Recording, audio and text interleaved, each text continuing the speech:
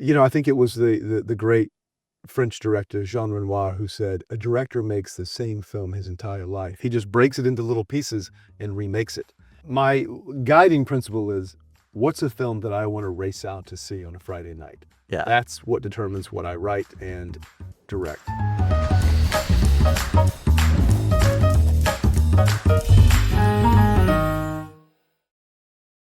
You want to know why I did what I did? Sir, I guess there's just a meanness in this world.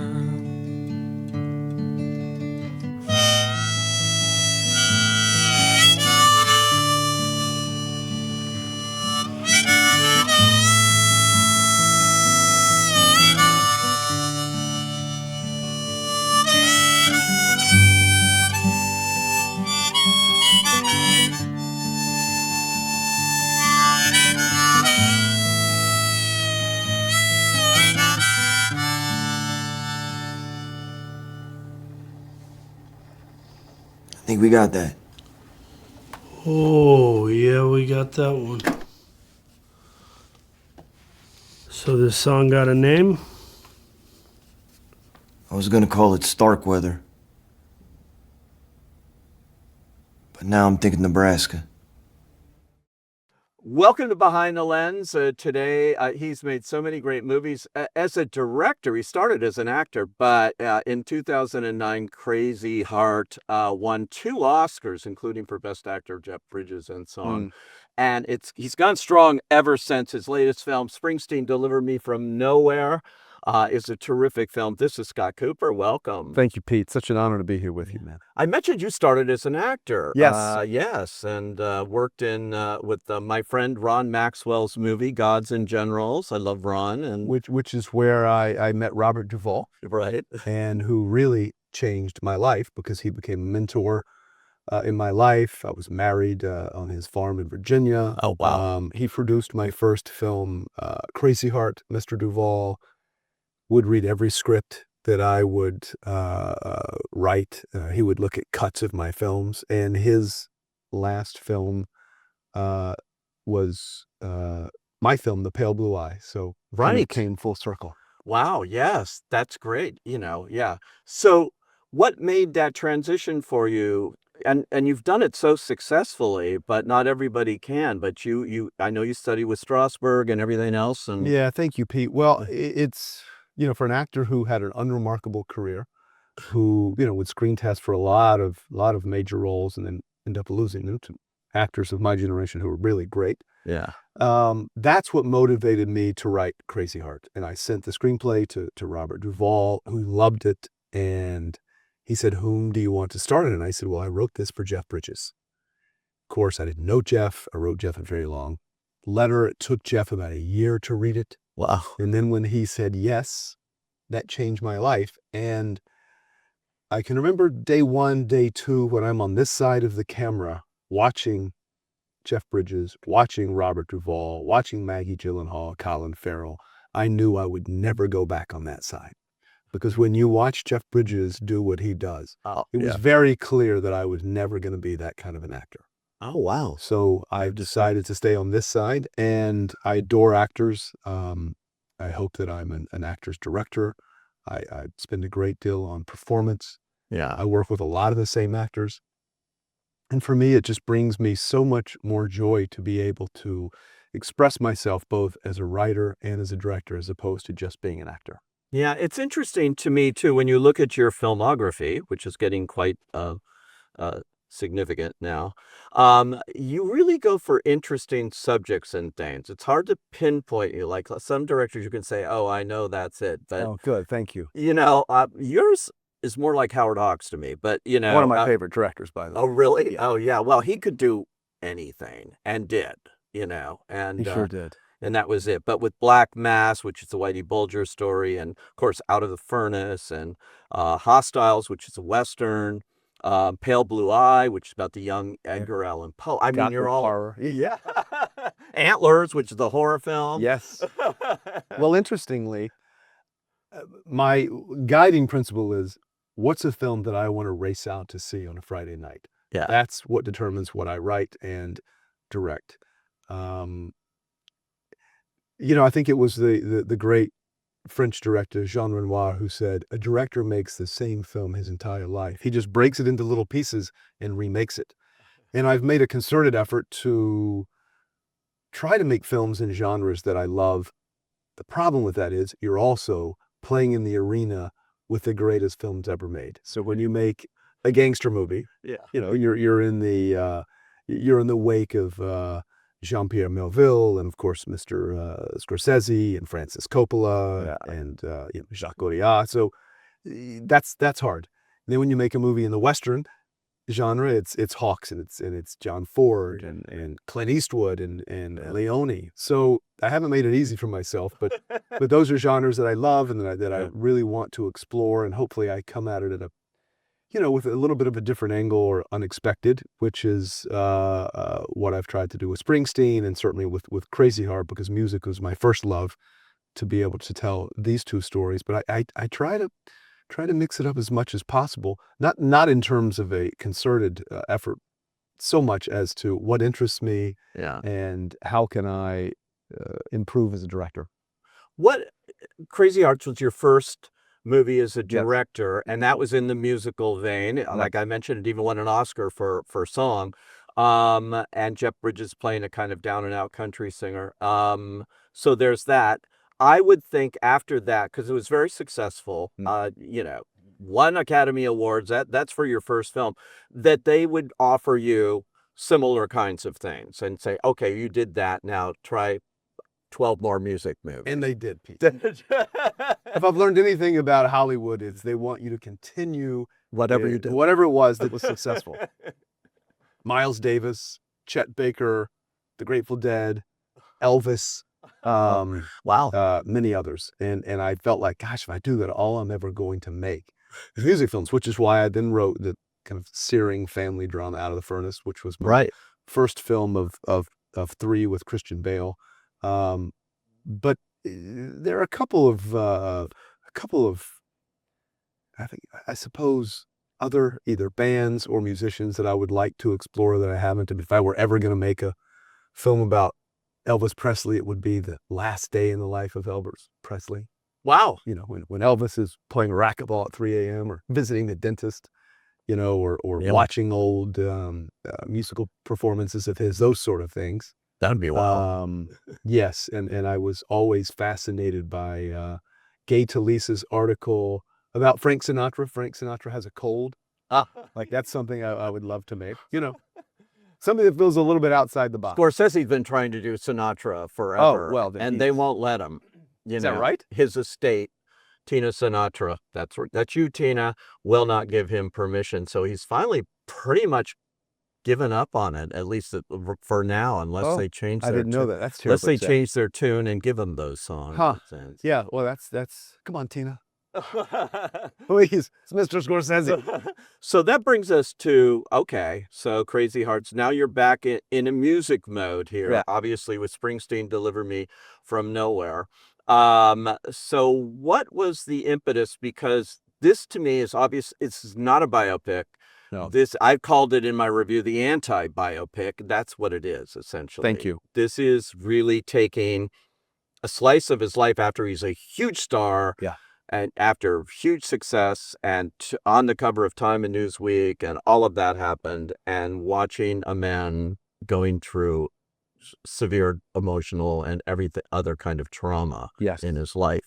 Yeah, well, it's kind of lore in my circles that Bruce Springsteen has said no to every film about his life since 1986. Yeah. Bruce is a cinephile. He loves movies, seen all of mine, and some of them he said a couple of times. My father introduced my musical tastes at a very young age, introduced me to jazz and bluegrass and classic country music. Right. And my introduction to Bruce Springsteen through my father was the album Nebraska. Oh, yeah. And as a disaffected 18-year-old who wasn't quite sure of his place in the world, that album came to me at the right time. So when I read Warren Zanes' wonderful telling of Bruce's Making Nebraska, the book delivering me from nowhere, I said, I can make that film because it isn't a biopic. It's about a very narrow and intimate and specific time in Bruce's life, the most painful chapter in Bruce's life, where he's at his personal low, suffering through what became clinically diagnosed as depression, which he didn't know that. Right. While also at his creative best, because not only is he writing what I think is one of the best albums of the last 50 years in Nebraska, he's concurrently writing what would become Born in the USA. Yeah. His largest selling album at 30 million units. Right. So I thought, how can I tell a story about a man who, when you go into the cinema, you think this is a film about Bruce Springsteen. And when you leave, you're saying, I hope this is a story about me. Because we all suffer through mental health struggles. Yeah. I think for those of us who work in the arts, you're always saying to yourself, how can I be as honest as possible in my work, as truthful in my work, as personal in my work? How can I defy expectations, which in your question is exactly what Bruce did. You expect Bruce to continue to chase the roar of arenas and hit songs, but he has the courage to look inward and retreat into a bedroom in his rental house in Clark's Neck, New Jersey. No backup band, nothing. Just... No. So I thought, how can I really make a psychological drama about the art of creation? Right. And truly, it's a film about a neglected soul who repairs himself through music. It just so happens to be about Bruce Springsteen. There you go. Yeah. Yeah. So I hope folks come into this film. Look, Bruce Springsteen is a legend. He's an icon. I strip away the iconography and the mythology. Yeah. But people have real ownership over Bruce. I've seen it at his shows. I've seen it through this process. So I hope is that they come in with no preconceived notions and just give themselves over to the film as opposed to wanting a different film. Yeah. But we'll see how that plays out. Thankfully, the people who've seen it really seem to respond to it. And most importantly, for me, Bruce Springsteen has seen the movie now 12 times. 12 times. And he was on the set all the time, right? And he really loves the movie. So that's most gratifying to me. Yeah, I mean, when you're doing something about a living person, there are all kinds of minefields that you could walk on. I can't imagine. And, somebody like him, but, they did it with Coal Miner's Daughter with Loretta Lynn. One of the best of all time. Yeah, and film. She was there. And similarly to this, your lead performer, in that case, Sissy Spacek, in this case, Jeremy Allen White, did all the songs. Yes. So it's not, we're not seeing, Bohemian Rhapsody, in other words, here. No. Jeremy White, it's kind of shocking. Like when I cast him, I knew that I would get the quiet intensity, the vulnerability. Yeah. He has this kind of blue collar physicality that Bruce has. Yeah. He has the humility that Bruce has. He clearly has the swagger, which, right. They don't teach in acting school. You either have that or you don't. What I did not know was how well he could sing.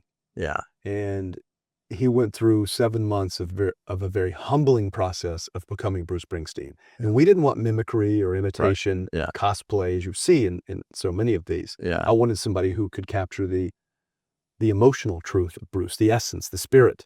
I just didn't realize he was going to sing and play and guitar and play harmonica and move like Bruce. I mean, it's a shocking transformation. And I can't speak highly enough about his performance. And Bruce and John Landau, who's Bruce's longtime manager, 50 years, played by Jeremy Strong. When he came to the set, he said, Scott, this is uncanny. Yeah, I can't believe this, what I'm seeing. Yeah. So that's really heartening. It's amazing. I love the relationship between John Landau and Bruce Springsteen. Unrivaled. That manager, very protective, the gatekeeper. I do remember years ago when I worked on Entertainment Tonight, I shared an office with a guy named Doug Herzog, who was our music producer, and I was the movie producer. And I heard him on the phone talking to John Landau one day. That's probably around 19 84, maybe So somewhere. that's Born in the USA when that Yeah, was released. and he's doing something, and he says, and and he's going like, so great. So we'll come and shoot a little bit of it and all of that, because Bruce was very interview shy. He says, maybe we can get a few minutes with Bruce, just before. I saw him sheepishly asking him, and they got it. And I'm thinking to myself, oh my God, you got through the gatekeeper here. That was a real triumph for us at that time. Well, John was the first rock critic at Rolling Stone. Yeah. He was a movie critic. Yeah. He was for a short time married to Janet Maslin, the great New York Times film critic. Yeah. He knows movies, but I tell you this, I've never seen someone who protects his artist like he has. Right. I mean, as you see in the film, he's much more than a manager. He's an artistic collaborator. He's a protector. He's a father figure. Yeah. And most importantly, he's a part-time therapist, because getting Bruce into therapy saved his life. Yeah. And I've seen Bruce now touring countless times, and Bruce comes off stage, and the first person who meets him, as though it's the first time he's seen him, is John Landau. And John, of course, wrote in 1973 in a famous essay, he said, "I've seen the future of rock and roll," and his name is Bruce Springsteen. Yeah. And 50 years later, he's still with him. It's amazing. It's incredible. That there's it's a one-of-one relationship in all of rock music. Yeah. And Jeremy's great in the scene. Jeremy Strong. Jeremy Strong. Yeah. It's fabulous. Both Jeremys, but Well, Jeremy. Well, because Jeremy Strong normally is, the American in the world populace has seen Jeremy Strong play Kendall Roy. Right. He's seen him play Trump's fixer, Roy Cohn. Right. Men who were callous and venal and cold and calculating. Yeah. Jeremy is a longtime friend of mine. He was cut out, but he was in my film Black Mass. And I wanted to give audiences a different look at Jeremy. Mm-hmm. Someone who's warm, compassionate, very caring and loving, but also a fierce protector. Yeah. A man of high emotional intelligence and intellect and erudite. And I think he's very tender and is very restrained, and a wonderful performance. Why was he cut out of Black Mass? He wasn't very good. No, I'm just kidding. He was amazing. No, that Jeremy's amazing. That the sequence just didn't. The sequence just didn't fit into the narrative, because towards the end, as I was truncating the story, actually Jeremy's really quite good in that movie. That was tough. Yeah. But Jeremy's. I mean, he's one of the best actors working. How hard is that too? You get your movie, you have it in your script, you shoot these scenes, and then you go, what is good for the movie versus, what you had envisioned? Yeah, well, it's always hard, because if you write your movies like I do, you write the film, and you rewrite it when you shoot it, and then you rewrite it yet again when you're cutting it. Right. And the movie very often will tell you what it should be in terms of its running time, in terms of its story. And when my father was at the University of Virginia, his English teacher was William Faulkner. Right. And Faulkner said to my father, as he said so publicly and famously, that you have to kill your darlings in order to determine if a story is really good. Yeah. And that, for me, is one of the hardest things to do in filmmaking process. But ultimately, a film will tell you what it wants. You also have to think about, I do, how audiences today, they interpret and receive films differently. Right. Because we are constantly bombarded with stimuli. We're overloaded with content. And it feels like we're living life in 15 and 20-second increments. Oh, yeah. On our phones. Yeah. So if you sit somebody down in front of Barry Lyndon, right, or Tarkovsky's Stalker, I mean, you'll get some walkouts, or people who are just bored, because people are so accustomed to watching things while also doing this, so they're double screening it. Yep. And sometimes at the same time. Oh, no, they are. Annoyingly. Oh, no. Yeah. So all of those things sort of come into play, but it's really about telling the story in its purest sense. The movie will tell you what it needs, what should be excluded, and you just hope you get it right. Yeah. How do we get that generation who spend their life looking at a screen? I do walks every day by the ocean. I live down by the beach, and beautiful ocean, everything there. And they're walking by and they're always looking like this. Like not even paying attention. Not even paying attention. I don't know what kind of generations. Thankfully, my daughters, really love cinema. From a young age, they've loved movies. They've Yeah. loved the inappropriate movie night at the Coopers from young ages. So I think because our lives are so heavily filtered Yeah. and so heavily curated, where everyone's trying to put forth, the best version of themselves. Yeah. My hope is that people kind of do what Bruce did in the film, which is to live a very analog, very truthful sense of their life, put down their phones and reconnect. Yeah. Because I think it's leading to great division, Right. obviously. Yeah. There's a loneliness epidemic.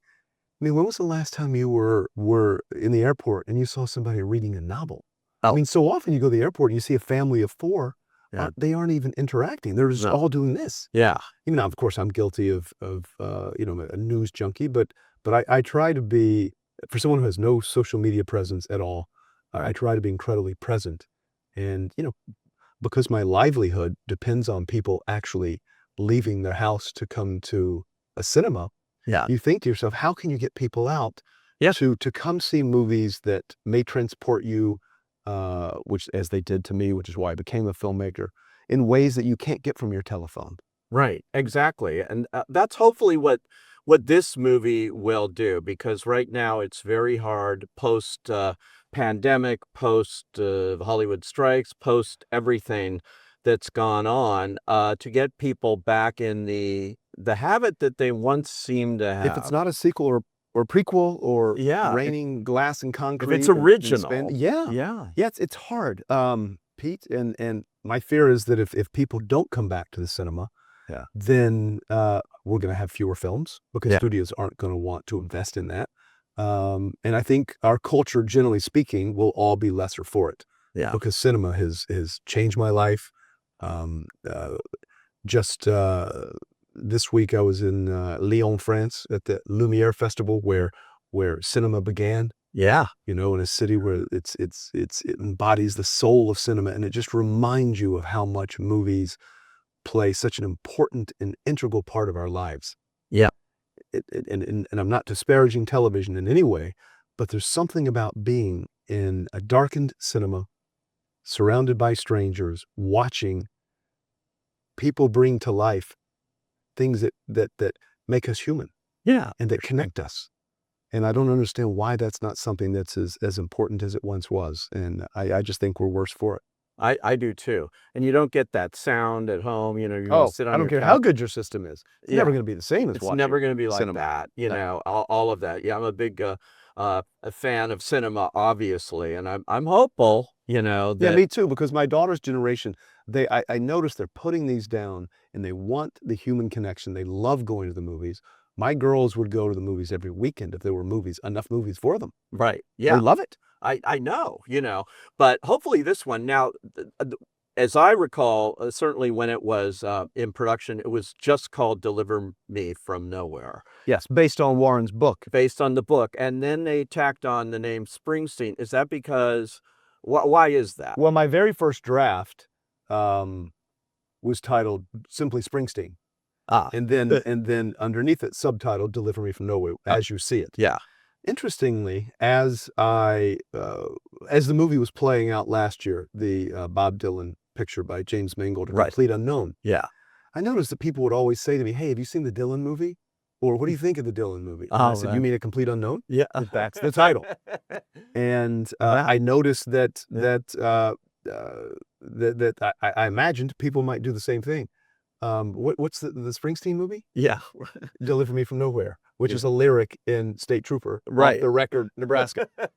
So I simplified it, simply Springsteen. But here's why I did it. Yeah. Because even though this is not a cradle to present day yeah, narrative, right.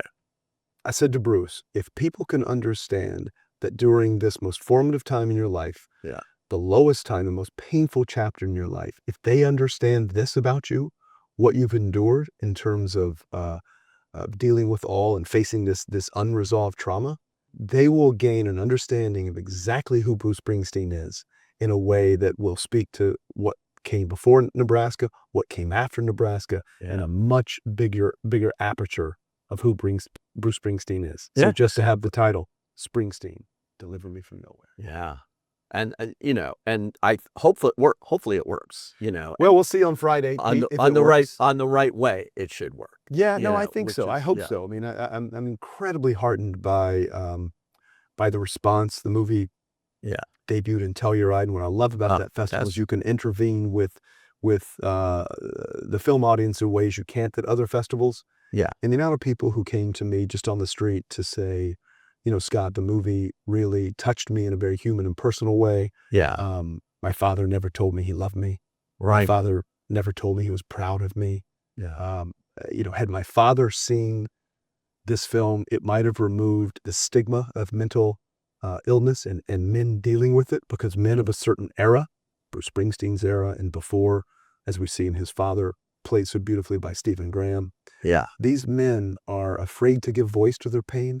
They're afraid, they don't know how. They would rather just deal internally with this depression, and that leads to some incredibly severe consequences for themselves, for the families, people they interact with.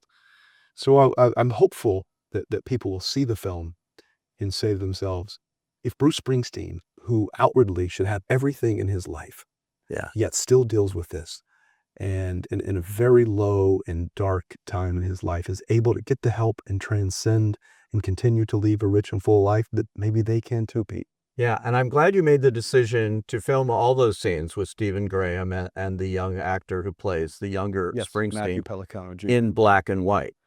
Well, thank you. I'll tell you why. Because when I said to Bruce, I said, Bruce, tell me about how you, in 1982, imagined accessing this time your father, Yeah. who was very cold and dispassionate towards you. And he said, Scott, I always saw him in black and white. All of the images. He said, that's why the cover of Nebraska is in black and white. That's why all the images inside the liner notes of me are in black and white. Wow. And I said, well, Bruce, that's how I wanted to reimagine your relationship to your father. And he said, Scott, I think it's the only way. And that's why I did it. Perfect. Yeah. And then I contrasted that with the more kind of, garage rock aesthetic of 1982, where there's more movement in the camera, because Bruce is in such disequilibrium. And I Yeah. wanted the audience to kind of subconsciously feel that, as opposed to the very formalist black and white imagery from Bruce's life at 7 and 8 years old. So I'm glad you like that. Was Pete. something. Thank you, man. And when you made this movie, you yourself went through some severe family trauma, would be the word, I think. Can you talk about that in the scheme of making a movie and having this stuff happen to you? Yeah, this was, along with many people who live in the greater Los Angeles area, the toughest year of my life. As I mentioned earlier, my father introduced me to Bruce Springsteen in Nebraska. Yeah. And the day before I started shooting the movie, my father died. And his spirit kind of carried me through production until we got to the last week of production, where I was directing the big concert scene of Born to Run, as well as the final reconciliation scene with Bruce and his father backstage. Yeah. And I get the devastating news that, like so many others, my house in the Pacific Palisades has burned.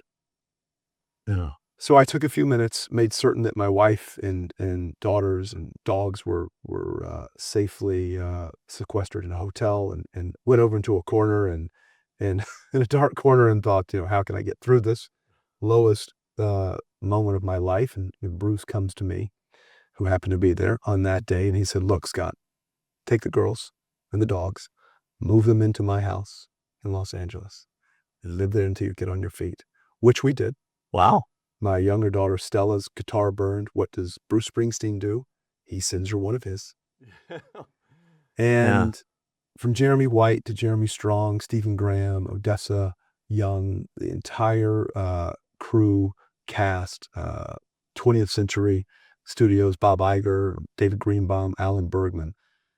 These men really supported me at my lowest. And thankfully, I have this film after such a hard year. Yeah. And I hope that it touches people. I also hope, Pete, that I never have to go through something like that again. Oh, no. But man, look, what came out of it is really extraordinary here too. Thank So, you. Well, I'm glad the movie's touching people. Yeah. I'm glad that Bruce and John Landau love the movie as much as they do. As I mentioned, Bruce has seen it 12 times. I think John 11. And that's really the gift for me. And I hope people come out to see it because, at some point it will be your last film. I hope this is not it.